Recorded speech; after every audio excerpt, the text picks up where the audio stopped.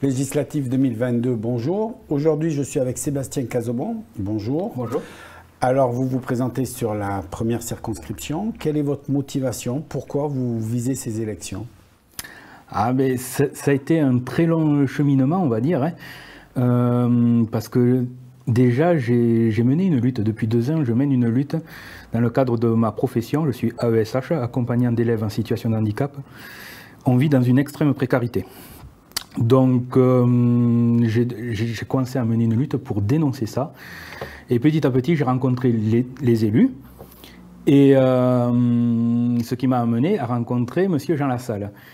Et dans le cadre à la présidentielle, il m'a demandé de mener le projet présidentiel sur le handicap et l'inclusion. Un travail énorme parce que c'est énormément oublié en France. Donc pendant plusieurs mois, même pendant presque plus d'1 an, on a travaillé pour un projet présidentiel sur handicap et inclusion. Et après les présidentielles, bien sûr, il y a les législatives. Et Jean Lassalle et son équipe m'ont proposé de me présenter.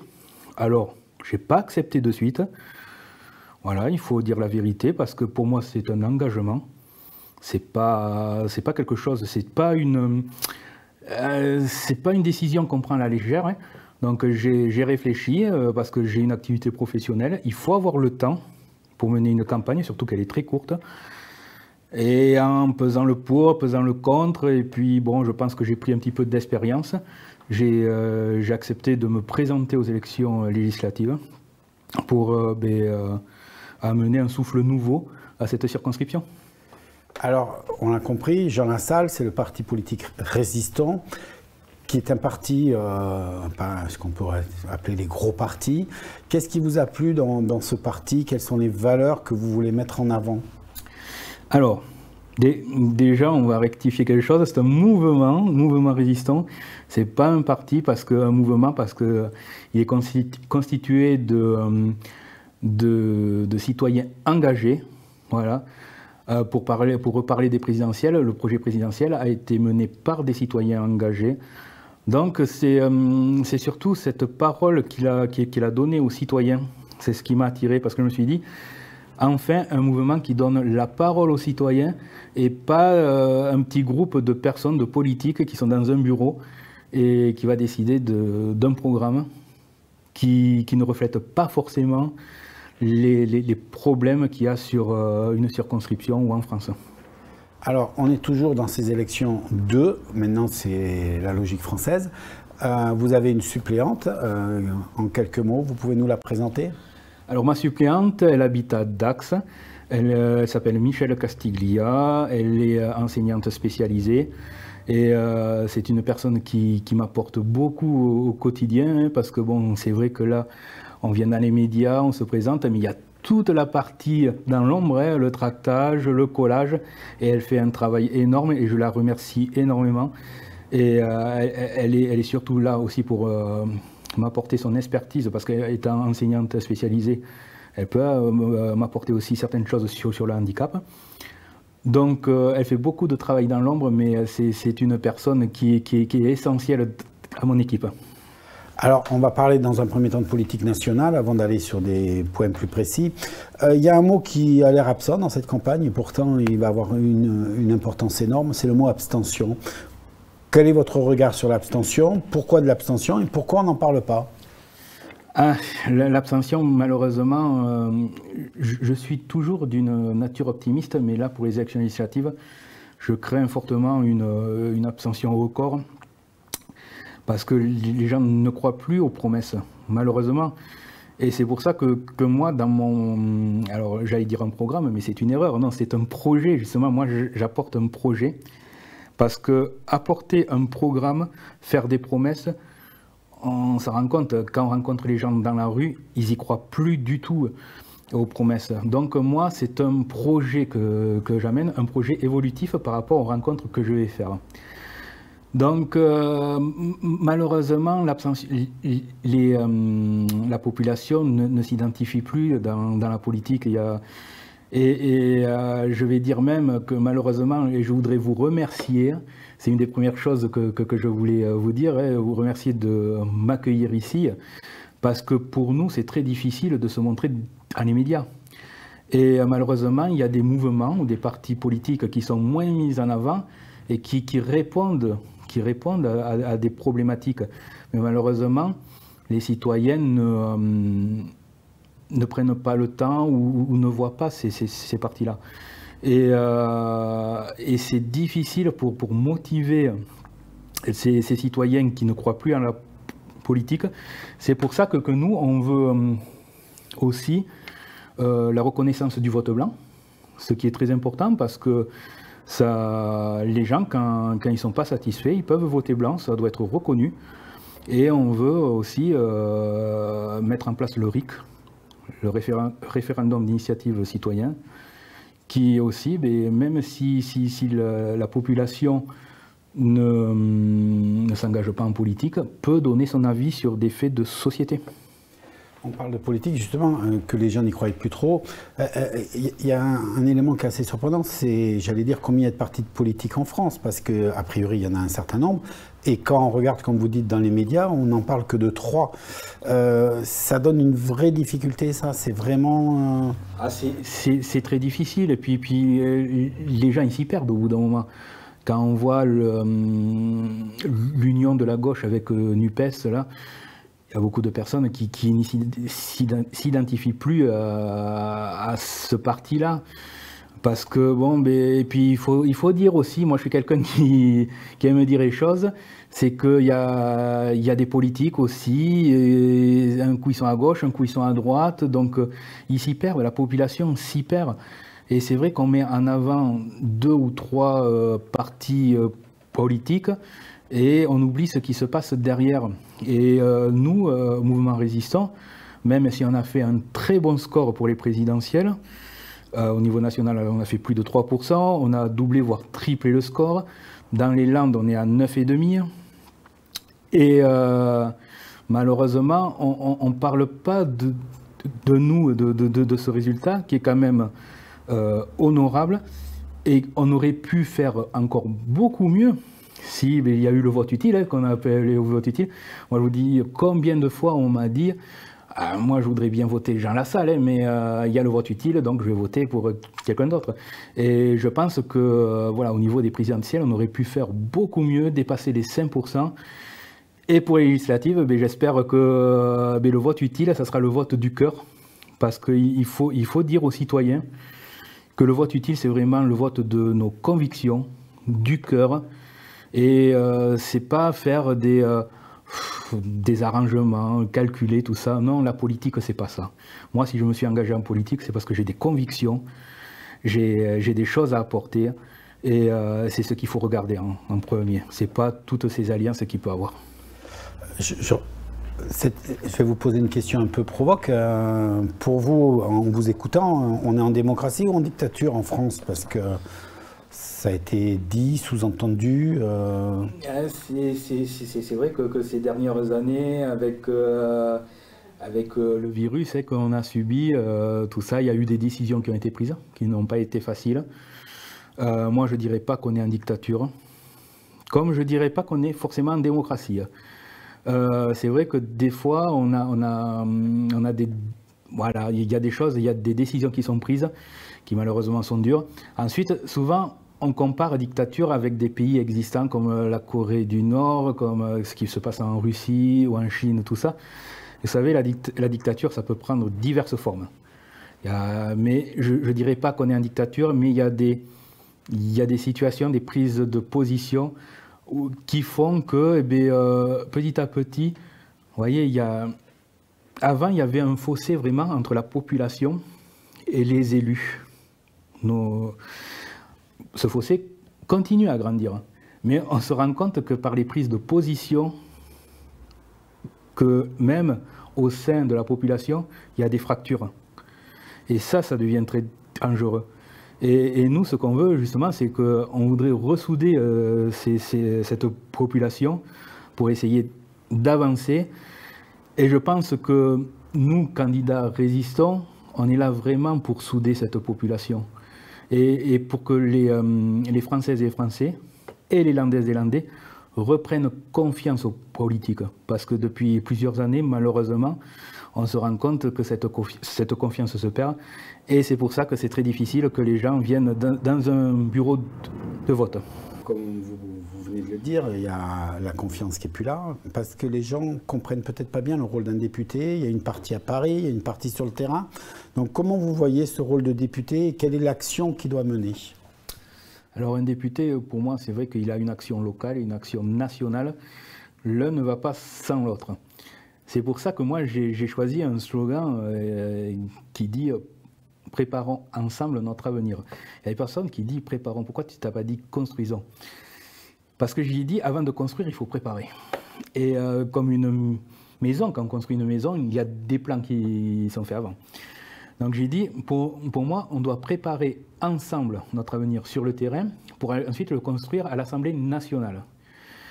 Ensuite, c'est vrai que c'est un beau discours peut-être que j'ai, mais moi j'ai un problème. C'est vrai qu'à l'Assemblée nationale, malheureusement, quand vous voyez que maintenant, il n'y a presque plus aucune liberté dans les assemblées nationales, quand on voit des gros partis politiques qui font signer des chartes à leurs députés pour qu'ils suivent la politique du chef de l'État ou de leurs représentants.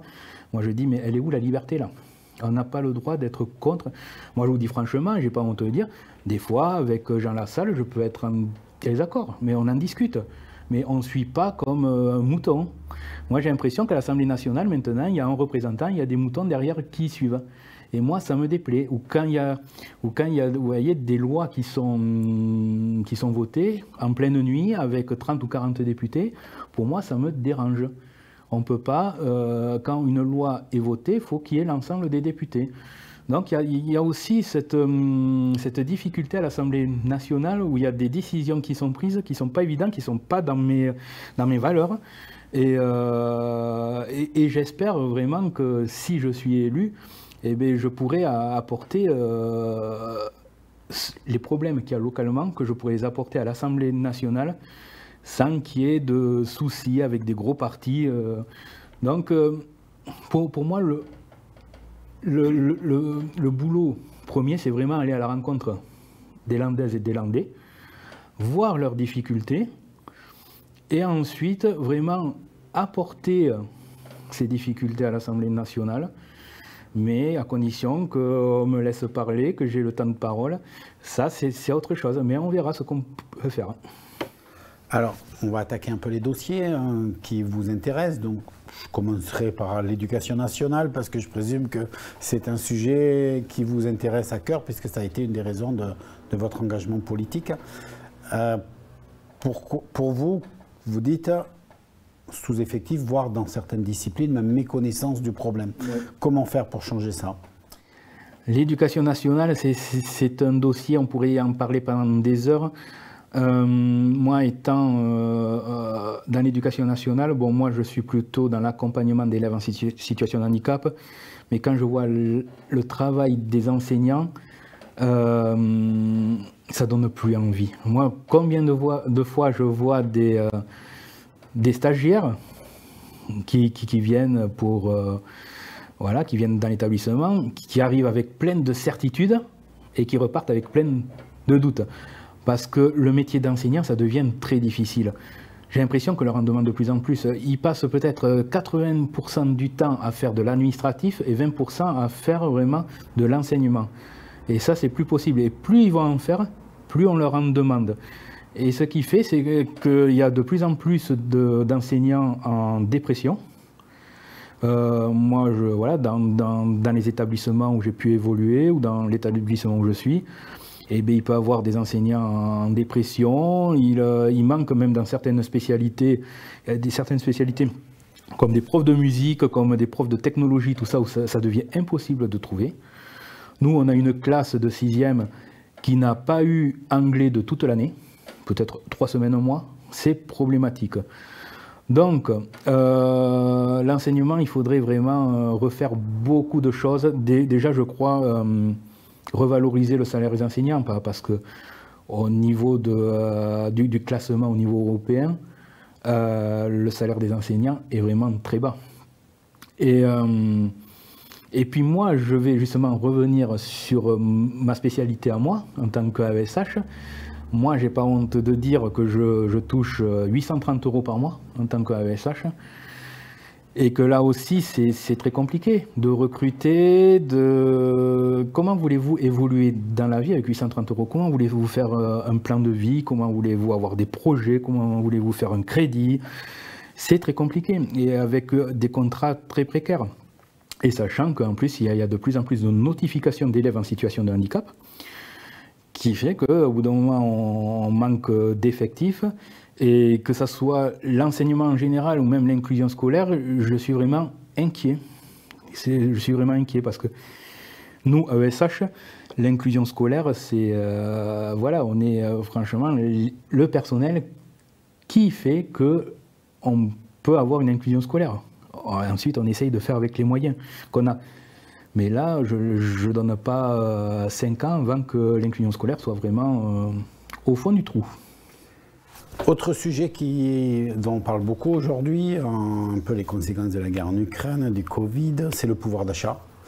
Comment donner un pouvoir d'achat? Vous le dites vous-même, 836 € pour vivre. Comment on fait pour améliorer le pouvoir d'achat des Français?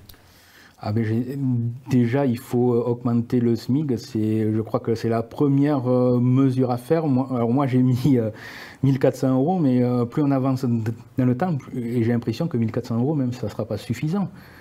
Quand on voit le chiffre de l'inflation, qui est énorme par rapport aux augmentations des retraites, des salaires, tout ça, c'est vraiment impressionnant.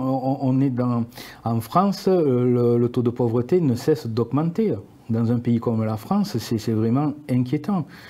Quand on voit je vais revenir sur mon travail d'AESH, mais j'ai eu la chance même de rencontrer des cuisiniers, des Français et des Françaises qui travaillent dans divers domaines, qui ont un salaire, qui ont un CDI, mais qui n'arrivent pas à se loger et qui sont obligés de vivre dans leur voiture. Est-ce que c'est acceptable en France? Je ne pense pas. Donc il faut vraiment mettre un coup de pouce aux SMIC, mais c'est vraiment urgent. Ensuite, on va me dire, oui, mais l'argent, on trouve où? On trouve où cet argent? Mais écoutez, quand l'hôpital, ça fait plusieurs années qu'on dit ça ne va pas. Les professionnels de la santé, ils disent, il faut nous aider. Il n'y avait jamais d'argent. Le virus est arrivé, on a trouvé de l'argent. Donc je me dis, au bout d'un moment, l'argent est là. Mais il faut l'utiliser intelligemment. Et ça, malheureusement, j'ai l'impression que c'est un petit peu difficile. On pourrait s'attaquer aussi, il y a beaucoup de personnes, il y a des évadés fiscaux. Donc là aussi, je pense qu'il y a beaucoup de choses à faire justement pour récupérer de l'argent, mais il faut se donner les moyens et mettre vraiment... Vous voyez, dans l'éducation nationale, je reviens là-dessus, j'ai l'impression qu'il n'y a aucune difficulté, parce que chaque année, quand c'était M. Blanquer, chaque année, il rendait de l'argent à l'État. Mais non, l'inclusion, il y a des difficultés. La médecine scolaire, il y a de très grosses difficultés, mais à côté de ça, on rend de l'argent. Non, c'est pas normal. L'argent, on l'a, il faut l'utiliser intelligemment. Un des axes de bataille, je crois, de votre mouvement aussi, c'est la tradition, c'est les valeurs locales. Qu'est-ce qui vous importe? Comment vous voyez justement le territoire dans une Assemblée nationale? Alors, le territoire, moi je suis très attaché. Je pense que la personne qui est née dans le sud-ouest, que ce soit un Girondin, un Landais, j'ai évolué aussi dans le 64, j'ai grandi dans les Pyrénées, pas très loin de Jean, on est très ancré. Voilà, le territoire, la culture, les traditions, c'est très important. Moi, je veux qu'on préserve, parce que pour moi, ça fait partie de notre histoire. Ça fait partie du patrimoine des Landes. Et moi, je veux que justement que nos aînés continuent à transmettre aussi toute cette culture. Et cette culture, ça passe par les courses landaises, la tauromachie, la langue.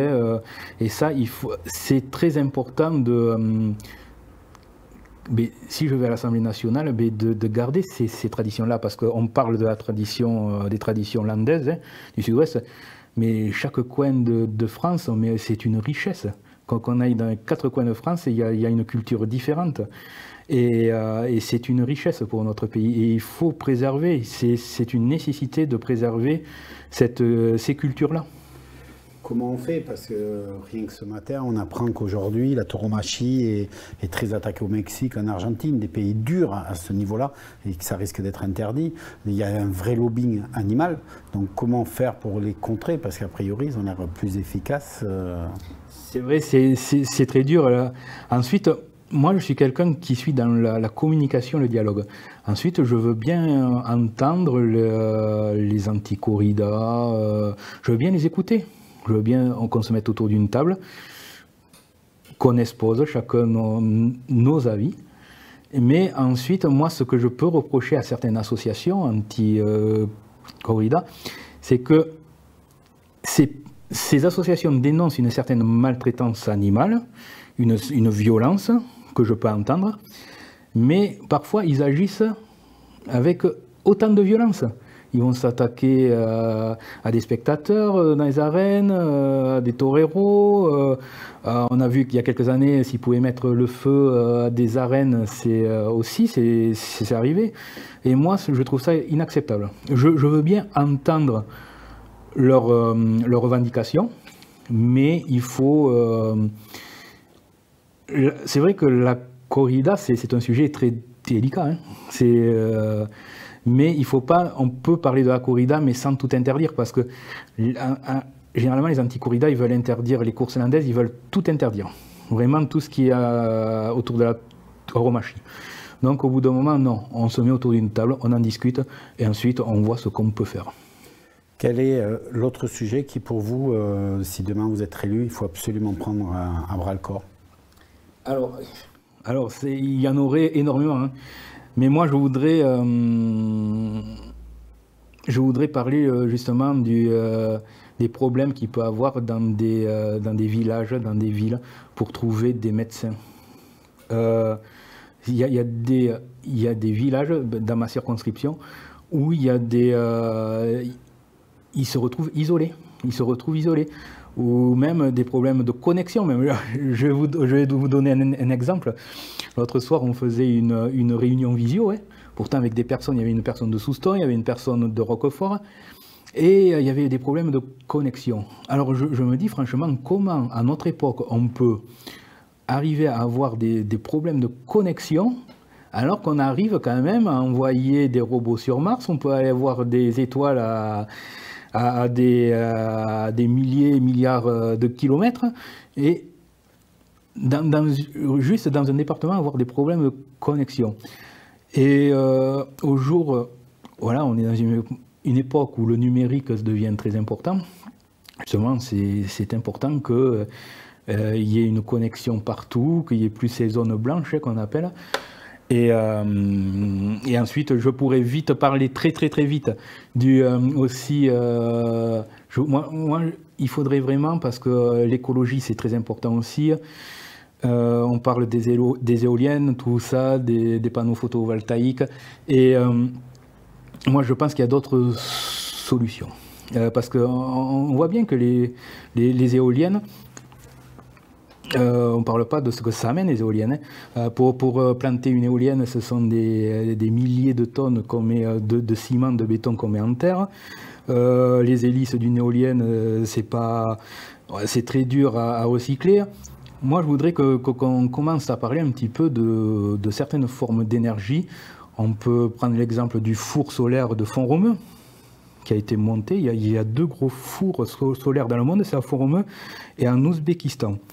Ce four solaire, ça a quand même un grand impact niveau énergie, parce qu'on n'a même pas besoin de soleil. Juste avec la lumière, ça emmagasine beaucoup d'énergie. Et ensuite, avec aussi l'énergie de la mer, avec la houle, la différence de température entre la surface et les fonds marins, où on peut aussi avoir beaucoup d'énergie. On arrive à la fin de cette interview. C'est dans une semaine que nous allons voter. Quelles sont les dates importantes de votre campagne, cette semaine qui vous reste? Où est-ce qu'on peut vous voir? Alors, une grande date qui, voilà, ça s'est décidé, enfin, tout le programme a été fait hier soir.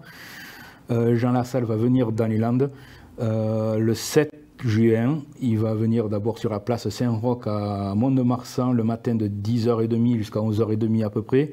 Et ensuite, on va faire un petit tour dans les Landes. On va monter jusqu'à Luz, la Bouère, on va redescendre à Dax et on va aller même plus au sud dans les Landes. Donc ça, voilà, si on veut nous voir, on va faire vraiment un grand tour. Et puis je vais aussi avoir 2 réunions publiques. Une chez moi à Comensac vendredi prochain et une jeudi soir à Los. Et si je peux rajouter quelque chose avant de conclure, ce que j'ai pu dire, moi c'est vraiment un projet. Et si je dois faire que 2 promesses, voilà, un engagement, c'est vraiment aller à la rencontre des Landaises et Landais. Et aussi parce que moi, l'associatif est très important. Et je voudrais que, je fais la promesse, de reverser une partie de mon salaire aux associations de ma circonscription, parce qu'on se rend compte que les associations apportent beaucoup à des gens défavorisés, souvent maltraités par l'État, et les associations sont là pour les aider, et souvent ces associations sont aussi maltraitées par l'État. Donc il est temps maintenant de leur dire merci à ces associations, de voilà, de les valoriser, de leur dire ces associations sont importantes, et ça je m'engage, voilà, je le dis, que ça sera à peu près 2 000 € que je reverserai chaque mois aux associations. Alors, vous avez un peu devancé ma dernière question, puisque la dernière question est toujours la même. Le 12, on va être justement pour voter. Il y a 11 candidats dans la circonscription, dans votre circonscription. Donc en quelques mots, là vraiment très rapidement, pourquoi voter pour vous plutôt que pour un des 10 autres ? Eh bien, tout simplement, on va dire, je pense que Résistons, c'est la France authentique. Donc, je reste dans l'authenticité. Pour moi, un député, il n'est pas là pour une ambition personnelle. Malheureusement, je trouve que de nos jours, les personnes qui se présentent, c'est pour avoir des ambitions personnelles, pour avoir du pouvoir, pour le gain aussi, il faut le dire. Et moi, ça me dérange. Si on est élu, c'est justement pour le peuple, être à la disposition du peuple.